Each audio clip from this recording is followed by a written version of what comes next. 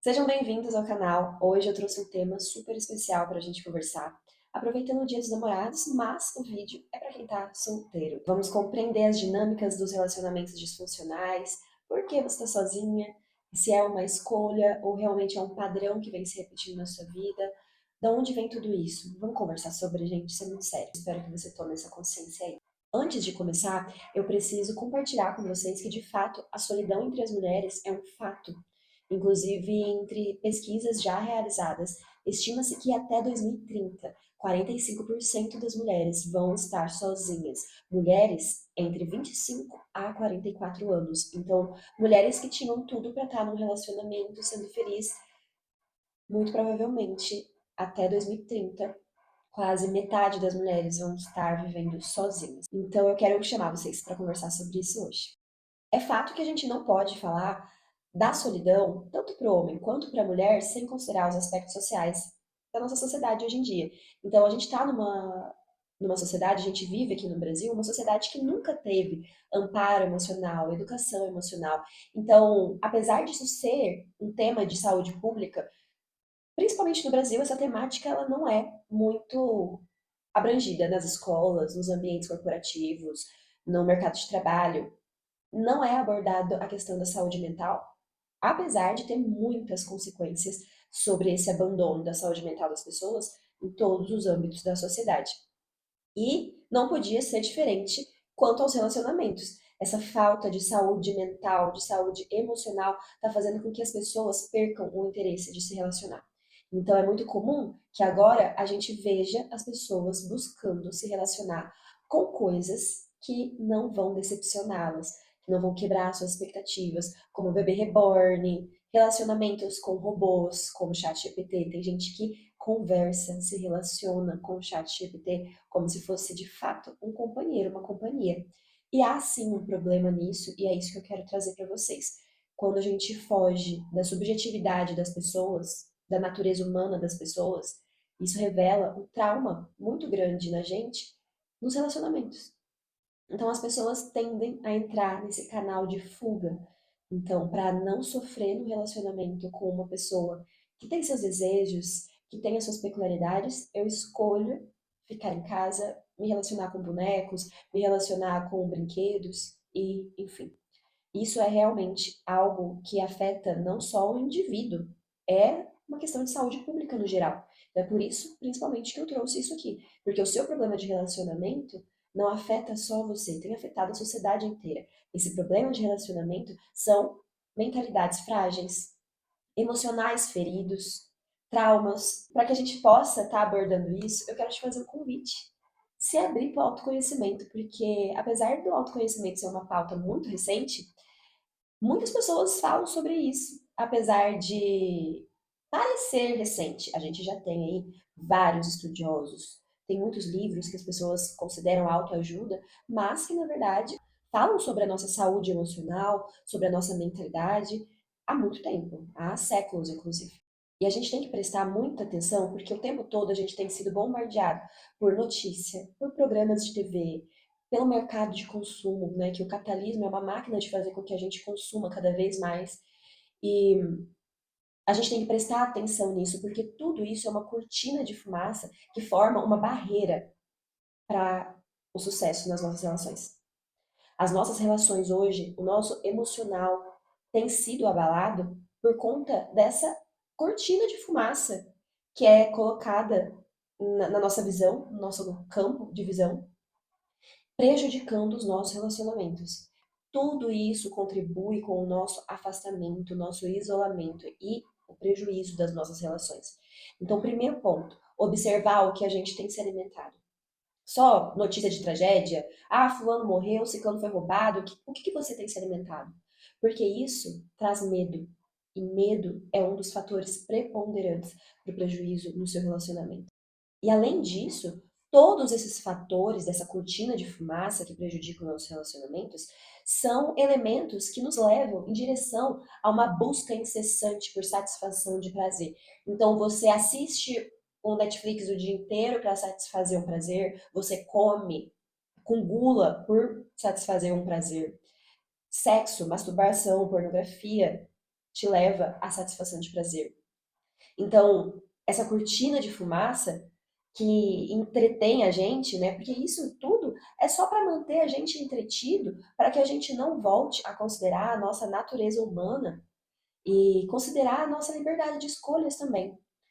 Por falta de autoconhecimento, autocontrole emocional, hoje o mercado, o marketing, o capitalismo se move com base na ignorância das pessoas. As pessoas são movidas pelo emocional delas sem que elas percebam, sem que elas saibam, porque elas não entendem sobre demanda emocional. Enquanto elas não entendem, tem um grupo lá em cima que tem conhecimento desses gatilhos emocionais que levam as pessoas a se endividarem, a ter cada vez mais dívidas, a jogarem, a se viciarem em jogos, em consumo.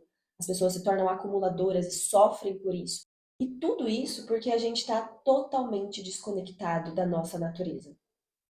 As redes, a internet, têm cada vez mais favorecido esse afastamento entre nós e a nossa natureza humana. E o que eu quero dizer para vocês? Que essa desconexão com a nossa natureza, com a nossa humanidade, faz com que a gente perca a capacidade de compreender o que o nosso corpo fala.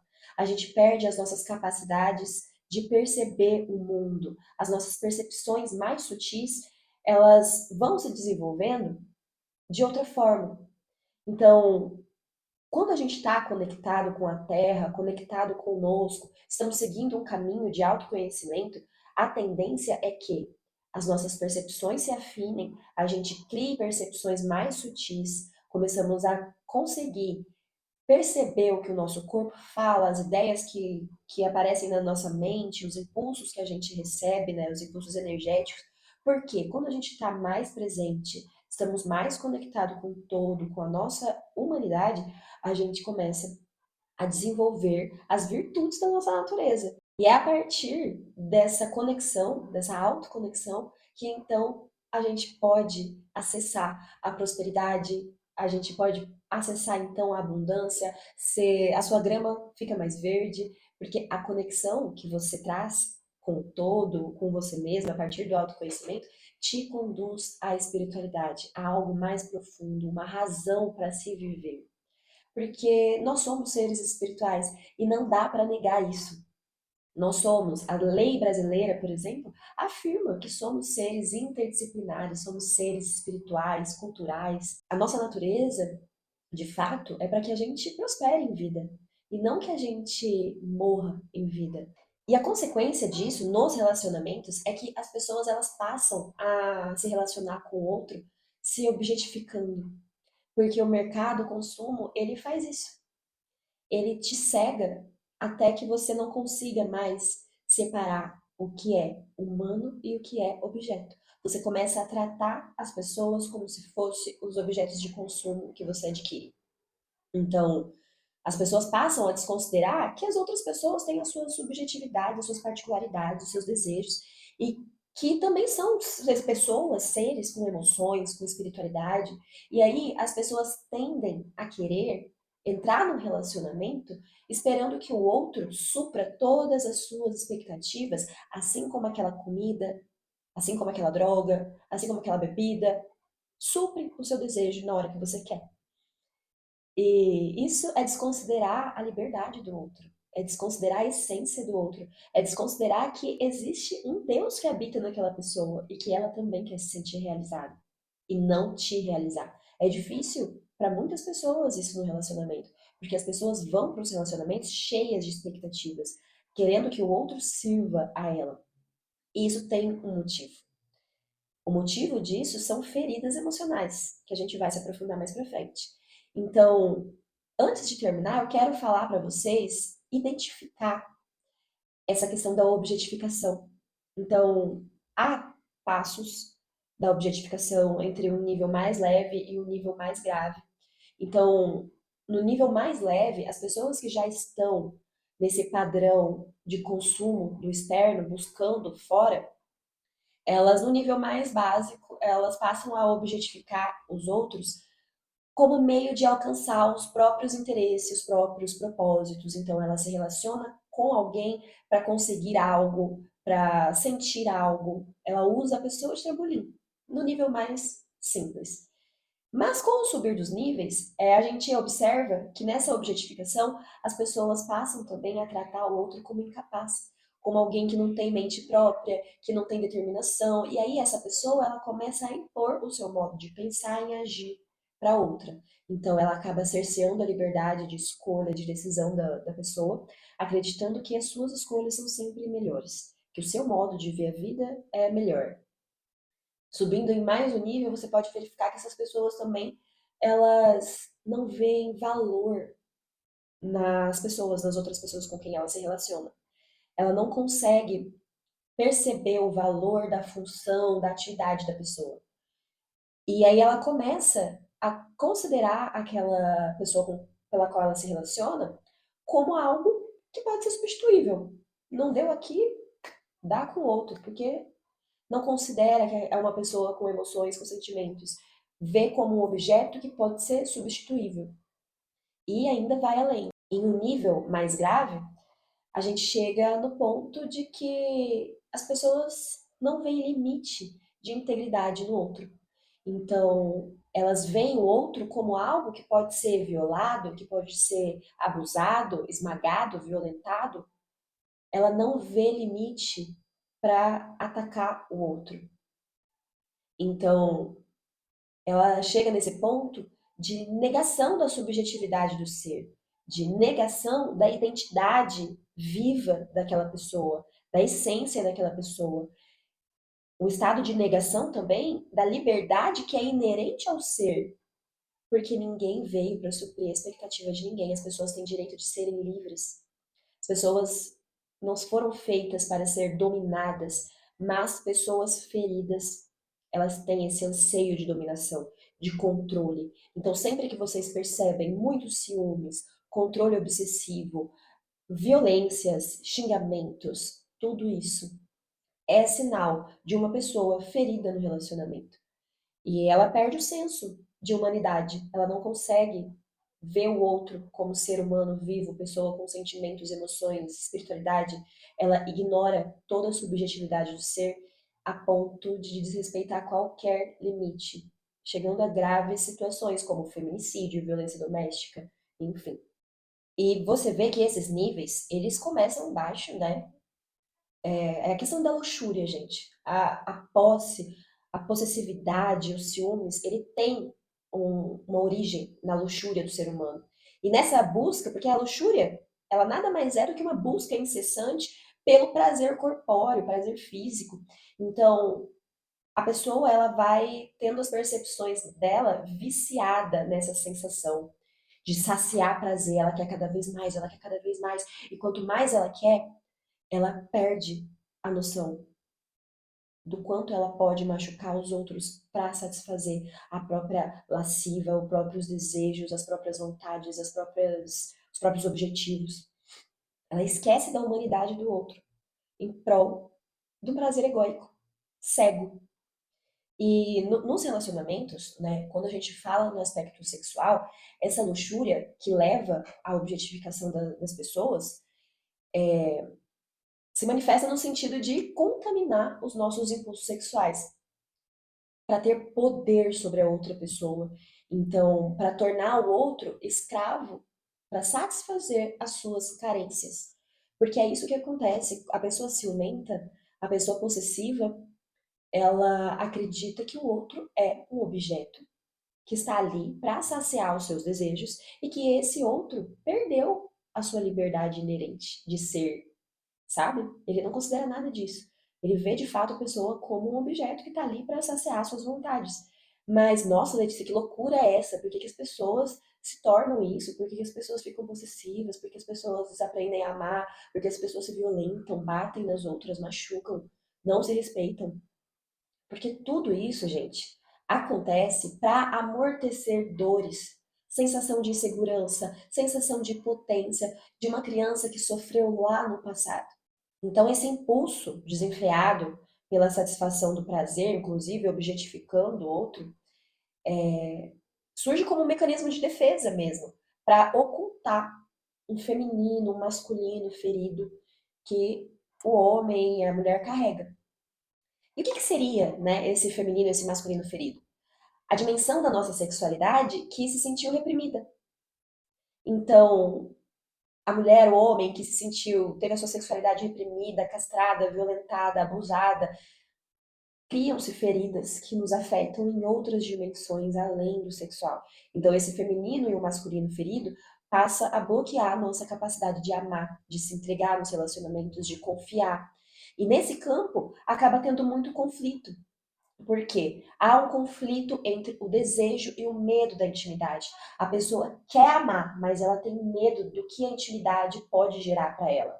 Porque, por um lado, há um ânimo, né, um anseio pelo amor, pela união, mas, de outro lado, também tem o temor terrível de ser ferido novamente, de ser rejeitado novamente, de ser humilhado novamente. E isso gera um curto-circuito no sistema, né, na mente das pessoas. Isso paralisa as pessoas. Então, é como se esse mecanismo de defesa dessas pessoas feridas dissessem o seguinte: vou me envolver nesse relacionamento, vou entrar nesse relacionamento, mas não vou me entregar. Estou no controle, porque eu não quero sofrer de novo, não. Então, vou entrar, mas vou entrar com o pé atrás. E aí nasce uma relação de puro sofrimento, porque nesse cenário é impossível que haja reciprocidade e troca saudável. E o que a gente vê é que nesse padrão de relacionamento disfuncional, que une o aspecto ativo do sadismo, da crueldade por um lado, também tem do outro lado, né, um aspecto passivo de masoquismo, que gosta de sofrer, parece. Então esse relacionamento disfuncional do feminino e do masculino ferido, a parte ativa, ela se acostuma a ofender, a julgar, a condenar, com base naquele falso poder que esconde aquela insegurança e o medo de ser abandonado. E, do outro lado, a parte passiva recebe as humilhações, se sente inferior, inseguro, dependente. E por que que essa pessoa sustenta isso? Porque é muito comum num relacionamento disfuncional, a exemplo, né, a gente considera os relacionamentos abusivos, onde tem violência doméstica, por que que a parte passiva continua naquele lugar de sofrimento e humilhação? Porque inconscientemente há uma demanda dessa pessoa de, através de suportar aquela dor, mostrar para o outro o quanto ele é cruel e é responsável pelo sofrimento deles e pela falha no relacionamento e tudo mais. A parte insegura, ela tende a sustentar a dependência emocional com migalhas para mostrar para o outro que o outro é responsável por toda essa infelicidade e sofrimento. E o masoquista, ele se coloca nesse lugar de risco, né? Porque ele ocupa um lugar de vítima sem assumir a responsabilidade de ter se colocado nesse lugar. Porque o masoquista, ele se coloca nessa relação. Essa relação não nasce do nada. São duas pessoas feridas que se unem. Uma para ocupar esse polo ativo de crueldade e sadismo, e o outro complementa esse relacionamento disfuncional para sofrer, realmente, para suportar a dor. É o polo passivo, o polo masoquista, que quer provar que é vítima e que o outro é culpado. E é muito interessante que se colocar no lugar de vítima para provar que o outro é errado é se colocar num lugar de muito risco. E é aqui que muitas vezes acontecem questões de feminicídio, homicídio, enfim. E nessa situação toda, nesse desequilíbrio desse relacionamento disfuncional, no final, ambos buscam por dominação. As duas partes, tanto a parte ativa quanto a parte passiva que acaba sofrendo mais. Aqui, ninguém sai impune. Os dois sofrem muito. E isso porque, no fundo, eles têm um desejo mesmo de ter as suas expectativas atendidas pelo outro. Não há uma percepção de que o outro tem liberdade. Então, são pessoas que estão com o coração fechado, que já sofreram muito e, com medo da intimidade, buscam controlar o outro, controlar o relacionamento. E isso é um erro. Essa dinâmica de relacionamento está fadada a dar muito errado e ter consequências graves. O verdadeiro amor, ele é um fruto de entrega, de redenção. Quando você ama de verdade, você confia, você acredita, você entrega realmente. Ah, seja o que Deus quiser, eu quero sentir isso, eu quero viver isso. E você reverencia o outro. Você reconhece Deus que habita no outro e que está te fazendo viver algo tão bom, tão lindo, tão complementar a você. Enquanto você Um ser autônomo, livre, divino, está tendo a oportunidade de viver um amor verdadeiro. O que é o amor verdadeiro? É você não criar expectativas e se sentir presenteado, se sentir honrado de receber o amor do outro sem que ele tenha qualquer responsabilidade de te entregar esse amor. Esse é o amor verdadeiro. É confiar, gente, é aceitar, é integrar. Então, para que isso aconteça, para que a gente viva um amor puro, um amor saudável, a gente tem que primeiro voltar para si, se reconectar com a nossa natureza, se reconectar com o mundo, se reconectar com a nossa natureza de prosperidade, de abundância, de liberdade. Somos seres livres. Então a gente tem que voltar para si, através do autoconhecimento, através das partilhas, dos ambientes onde você se coloca. Então, voltar a se olhar e se conceber como um ser puro, um ser divino, sabe? Com aquela característica pura das crianças, sabe? Aquele olhar virgem das crianças, de conhecer Deus em tudo, de respeitar tudo como se é, dos animais, as pessoas, os vegetais, as plantas no geral, reconhecer que somos todos um e que para se entregar para os encantamentos da vida, porque amar é um encantamento. Então, para que você possa se entregar para esses encantamentos da vida, para as diferenças, para viver algo diferente, um amor novo, acessar a diversidade, olhar para as pessoas, conceber as pessoas com amor, isso exige que a gente volte a se conectar conosco. Enquanto a gente estiver aqui, ó, rolando feed, consumindo, comprando, fugindo de quem a gente é e do que a gente é capaz, a gente não tem sucesso nos nossos relacionamentos. Nossos relacionamentos têm sido extremamente prejudicados por essa onda digital desenfreada, essa falta de inteligência emocional, psicológica, que tem feito com que a gente consuma cada vez mais, esquecendo do que realmente importa. Então não adianta ficar lá rolando feed, consumindo, consumindo, e depois falar que não existe homem bom, que você só se envolve com tranqueira, que nada dá certo pra você, que você quer achar um amor, que é muito difícil, que você não acha.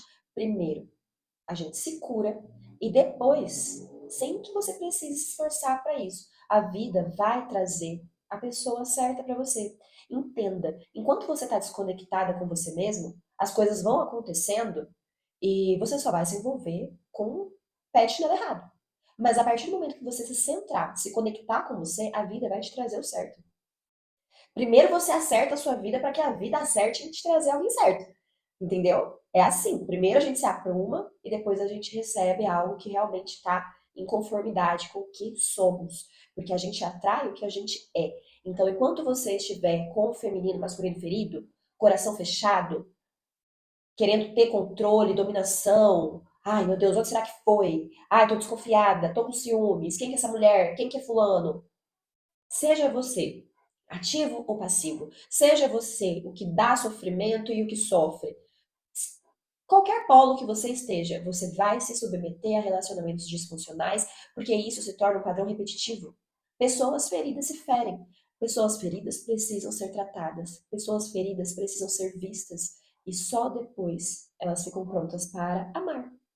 Então, há um trabalho que pode ser feito, né, para trazer autossegurança, autoconfiança, restabelecimento da sua autoestima, conexão com a natureza, com a sua natureza humana. E os conhecimentos sistêmicos nos auxiliam nesse caminho, e é por isso que eu tenho compartilhado esses conhecimentos aqui com vocês no YouTube.